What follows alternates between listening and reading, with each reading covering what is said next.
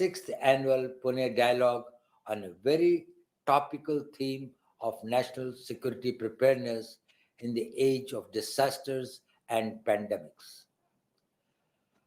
I feel privileged to speak to this August gathering, and I thank you for giving me this opportunity. Friends, most of you associated with the organizations conducting this event have been eminent practitioners in the fields of national security, diplomacy, and strategic studies. You are all well aware of the transformative changes that are taking place in the global security landscape. Wars are increasingly becoming cost ineffective instruments of achieving nations' political and military objectives. They are being substituted by what contemporary strategists describe as war by other means. Probably today, it needs to be expanded to include threats through other sources.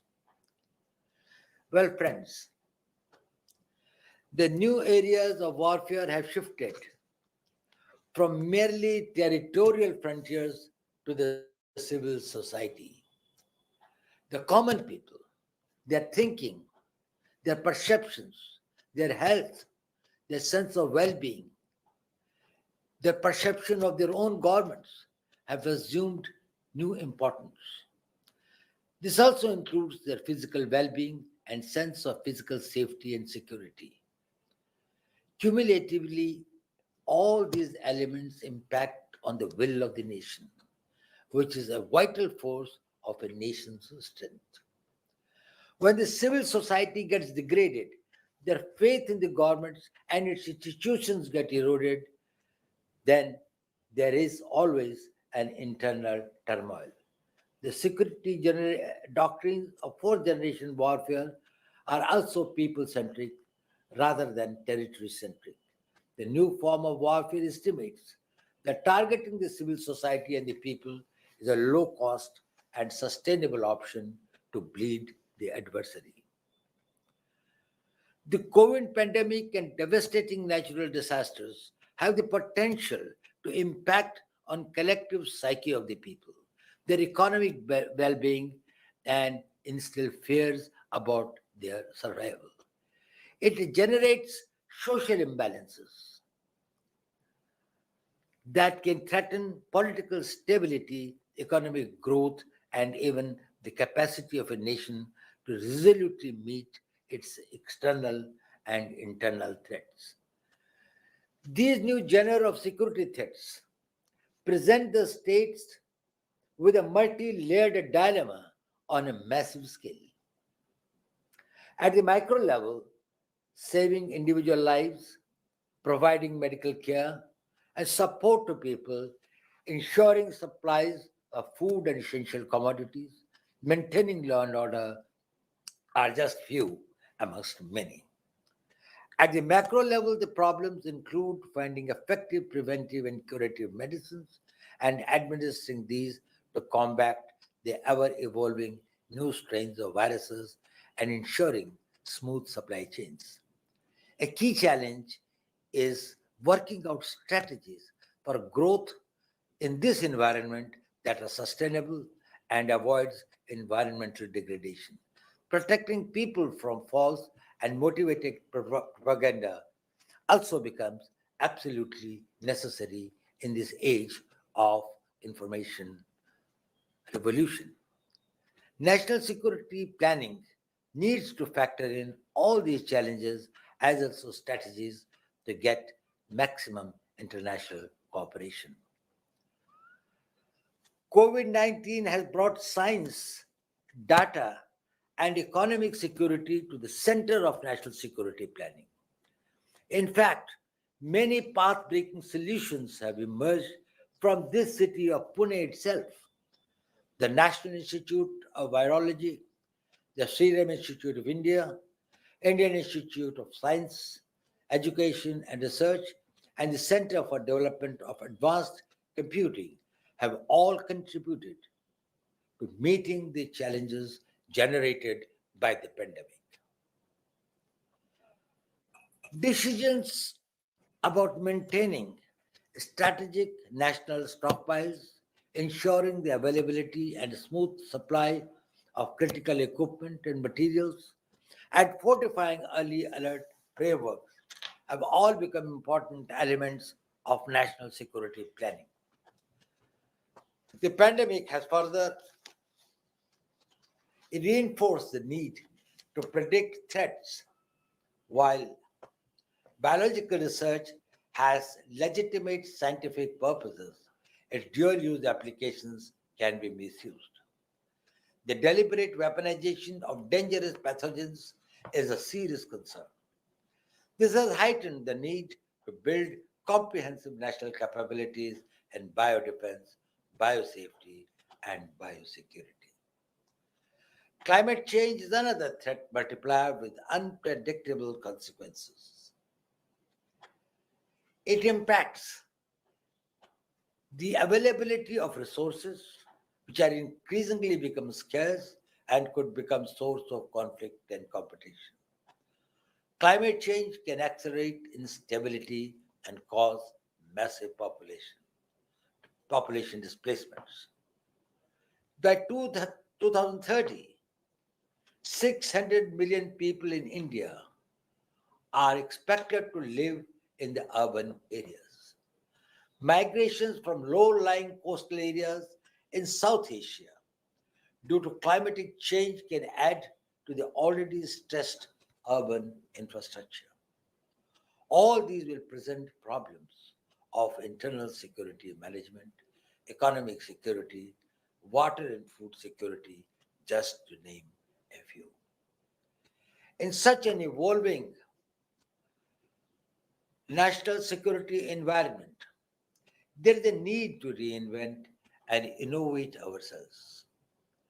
Rapid developments are taking place in fourth industrial revolution technologies like artificial intelligence, autonomous and unmanned systems and digital infrastructure. Social media and disinformation is adding to the complexity of national security management. A fuller integration of science and technology in all aspects of development and security has therefore become essential. Advances in science and technology will help prevent hazards from becoming disasters. Advanced technologies like prediction technologies and risk communication techniques are being applied to every facet of disaster risk reduction. Disasters and pandemics are borderless threats which cannot be combated in isolation. Today's world of high connectivity and global opportunity also makes it a world of high vulnerability. We have to evolve strategies to maximize our gains and minimize our losses. Global and regional coordination is a key factor, for which India has initiated several steps in forums like BIMSTEC, Indian Ocean Rim Association, Shanghai Cooperation Organization, and Quad. Seamless exchange of information and intelligence, sharing of experience and lessons learned, technology transfer and coordination are important for disaster management and mitigation. Well, friends, climate change, environmental degradation, and pollution are realities that threaten our very survival. Businesses and security apparatuses need to focus on disaster resilient infrastructure and preserving natural resources for our future generations. An important climate change summit is coming up in Glasgow in early November.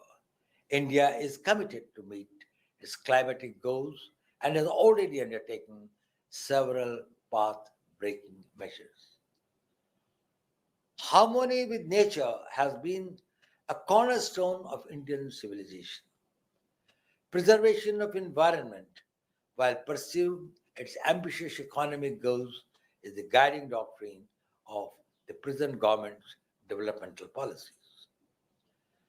With a population of 1300 million, India's per capita greenhouse gas emission is 2.47 tons of carbon dioxide, as compared to the global average of 6.45 tons of carbon dioxide. This is 60% lower than the global average. We have already met nearly 50% of our commitment to achieve 450 gigawatt of renewable energy capacity by 2030. In addition, we have undertaken a series of measures to decarbonize India's economy. These targets have been widely applauded at global level.